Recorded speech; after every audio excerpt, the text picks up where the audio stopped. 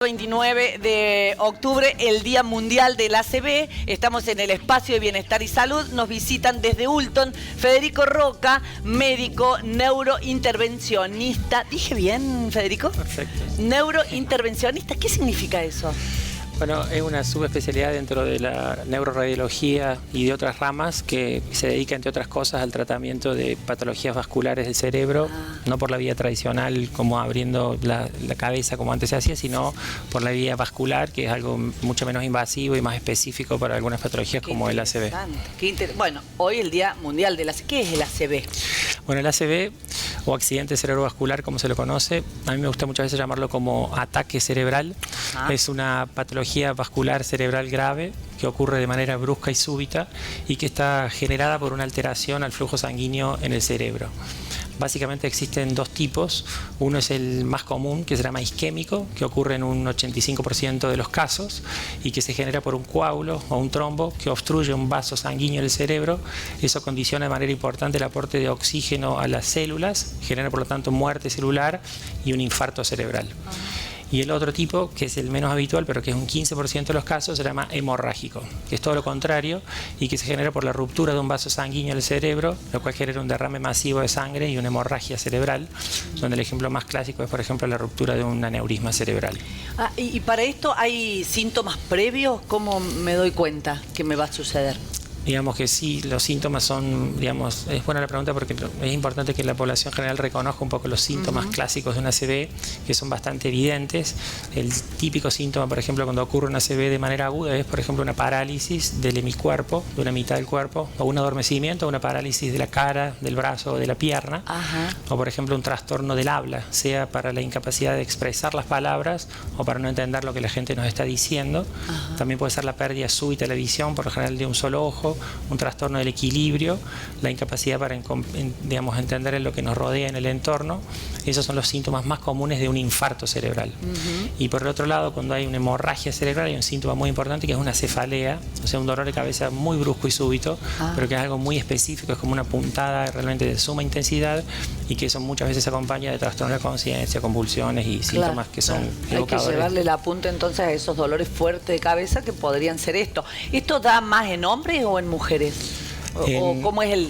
A ver, no es así la pregunta, pero sino el porcentaje. Digamos que globalmente va a ser un poco más en los hombres. El infarto cerebral, el ACV isquémico, es más común en los hombres. Por el contrario, por ejemplo, la hemorragia cerebral por un aneurisma va a ser más común en las mujeres. Pero globalmente son más los hombres que tienen más ACV que las mujeres. ¿Y hay tratamientos para esto? Sí. ¿Cuáles son? Digamos que hay que tener en cuenta que el ACV es la primera causa de discapacidad a nivel mundial y es la segunda causa de muerte, al menos en los países latinoamericanos. Y lo diferencio esto porque países más avanzados como europeos, ya el ACV es la tercera causa cuarta de muerte, porque ellos tienen una infraestructura más avanzada que permite justamente diagnosticarlo y tratarlos más precozmente, que es a lo que la población debería, digamos, intentar avanzar, más información, y estos medios ayudan mucho para eso, para que la gente tome conciencia de la importancia del tratamiento rápido y precoz del ACV, porque eso es lo que permite revertir las consecuencias catastróficas que tiene un accidente vascular en el cerebro. El diagnóstico requiere concurrir primero de manera precoz a centros clínicos especializados para hacer, digamos, una neuroimagen, que sería una tomografía o una resonancia que confirme si tenemos un tipo de ACV por infarto o por hemorragia.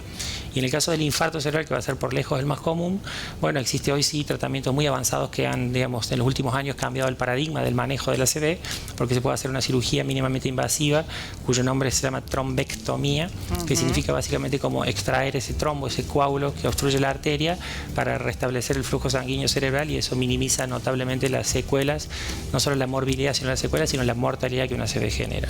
¿Se puede prevenir el ACV? Se puede prevenir, claro, con, digamos, el manejo adecuado de todos estos factores de riesgo. Es importante saber cuáles son los factores de riesgo para tener un ACV, donde la hipertensión arterial va a ser por lejos el más común. Casi un 75% de los ACV está relacionado en alguna medida a la hipertensión arterial. Después, por supuesto, la diabetes, la dislipemia, es decir, el colesterol alto y los ácidos grasos altos, el tabaquismo y el consumo excesivo de alcohol serían los principales factores de riesgo para tener un ACV, como así también el sedentarismo, el sobrepeso y la obesidad. Por lo tanto, si uno puede controlar y manejar esos factores de riesgo, uno puede disminuir hasta casi un 80% las posibilidades de tener un accidente vascular. Y también parar la pelota, ¿no? O sea, tomarse su tiempo, respirar profundo, hacer cosas, actividad física, como decías, porque la vorágine también creo que aporta una cuotita importante, digo, el estrés, ¿no? El estrés, claro, es un factor desencadenador de todos estos tipos de eventos. Genera, digamos, una sobrecarga metabólica y fisiológica en el organismo que es contraproducente y que, bueno, es uno de los factores de riesgo junto a estos otros tal vez un poco más importantes.